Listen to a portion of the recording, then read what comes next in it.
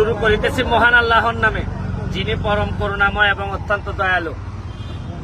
আজকে আমি আমার এলাকায় শুক্রবার আজকে এলাকায় চলে আসছি। গতকালকে আমার এলাকায় একটা ঘটনা ঘটছে, একজন টমটম চালকরে হত্যা করার পর এই টমটমটা নিয়ে পালিয়ে যায় যারা হত্যাকারী যারা আছে। গতকালকে এই হত্যা হওয়ার পরেই আমি আমাদের ওসি মহোদয়কে, যেহেতু আমি এমপি, প্রতিটা মৃত্যুর জন্যই আমার খবর নিতে হয়, প্রতিটা খারাপ ঘটনার জন্য আমাকে আমার নখদর্পণে থাকতে হয়। আমি মনে করি যে যেহেতু আমি মানুষের নেতা হয়েছি, সুতরাং আমার মানুষের সুখে দুঃখে থাকা লাগবে। আমি ওসি মহোদয়কে ফোন দিছি, বলছি যে এসপি মহোদয়কে ফোন দিয়ে বলছি যে যত তাড়াতাড়ি সম্ভব এই হত্যাকাণ্ডের বিষয়ে উদ্ঘাটন করা লাগবে। আমার ভালো লাগছে যে আজকে এই গতকালকে বলতে আজকে সকাল 5:40 সম্ভবত এই ওসি মহোদয় আমার মেসেজ দিয়ে জানাইছেন যে এই হত্যাকাণ্ডের যিনি প্রধান আসামি তাকে তারা ধরতে পারছেন, এবং আজকে এর পরবর্তীতে সবকিছু উদ্ঘাটন হয়েছে, টমটম খুঁজে পাওয়া গেছে, কারা মারছে সবই পাওয়া গেছে। আমি ধন্যবাদ জানাচ্ছি আমার ওসি মহোদয়, এসপি মহোদয়কে যে এত কষ্ট করে আমাদের এলাকায় তারা বিভিন্ন জায়গা থেকে আসছেন, এই যে কাজ করতেছেন, এটা একটা বিরাট। এমপি হিসাবে আমি কৃতজ্ঞতা প্রকাশ করতেছি। আমার ওসি সাহেবকে আমি জাস্ট জিজ্ঞেস করতে চাই যে এত দ্রুত আপনারা কাছে এত দ্রুত আপনারা মানে কিভাবে ধরলেন, যদি একটু বলতেন যে এটা জানুক সবাই। যে ধন্যবাদ স্যার। আসলে ঘটনা সংঘটিত হওয়ার পরেই উনি একজন টমটম চালক এবং ওনার 4টা বাচ্চা আছে, চারটা বাচ্চা, ছোট ছোট বাচ্চা। দেখলেই আপনার স্যার মানে খুবই খারাপ লাগবে। তো আমরা যখন সংবাদ পাওয়ার সাথে সাথে আমরা টোটাল টিম, আমরা থানার টোটাল টিম, আসলে যে কোনো ঘটনায় আমরা যদি মানে সবাই একই ফ্রেমে যদি কাজ না করি কোনো জিনিস সাফল্য আসে না।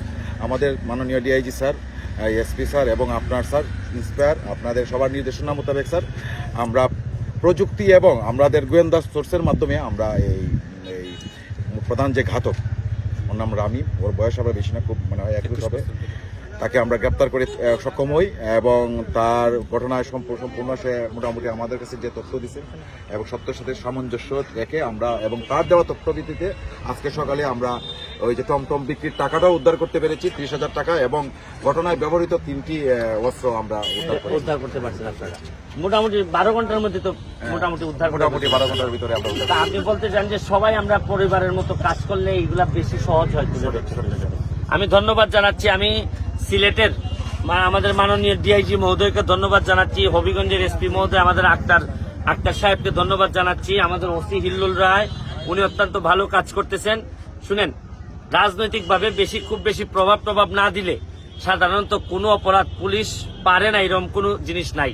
আমার একটা বিশ্বাস যে এইবার আমার এলাকা থেকে আমি বুঝতেছি যে তারা চাইলে অনেক কিছু পারেন, এবং আমরা যদি একটু উৎসাহ দেই উনাদেরকে, উনারা অনেক ভালো কাজ করতে পারেন। আমি কিন্তু এমপি হয়ে অনেক বড় অফিসার কিছু হই নাই। আমার কাছে মনে হয়েছে যে আমি একজন খাদেম, সবাইকে নিয়ে আমার কাজ করা আমার দায়িত্বের মধ্যে পড়ে।